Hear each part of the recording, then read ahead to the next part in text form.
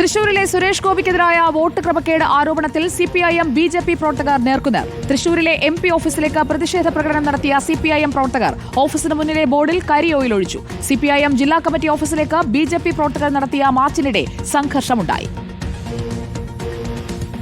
ഇരട്ട വോട്ടടക്കമുള്ള ആരോപണങ്ങൾ ചർച്ചയാകുന്നതിനിടയിലാണ് തൃശൂരിലെ സുരേഷ് ഗോപിയുടെ ഓഫീസിലേക്ക് സിപിഐഎം പ്രവർത്തകർ പ്രതിഷേധ മാർച്ച് നടത്തിയത്. സുരേഷ് ഗോപി തൃശൂർ എടുത്തതല്ല കട്ടതാണെന്നായിരുന്നു മുദ്രാവാക്യം.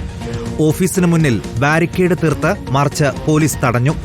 ഇതിനിടെ ബോർഡിൽ കരിയോയിലൊഴിക്കാനും ചെരുപ്പുമാല അണിയിക്കാനും ഒരു പ്രവർത്തകന്റെ ശ്രമം.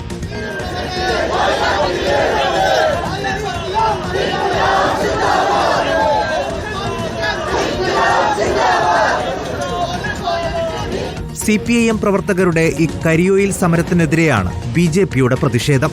സിപിഐഎം ജില്ലാ കമ്മിറ്റി ഓഫീസിലേക്കായിരുന്നു പ്രകടനം. ഓഫീസിന് മുന്നിൽ പോലീസ് തടഞ്ഞെങ്കിലും സിപിഐഎം പ്രവർത്തകർ കൂടി സംഘടിച്ചതോടെ സംഘർഷ സമാന സാഹചര്യം.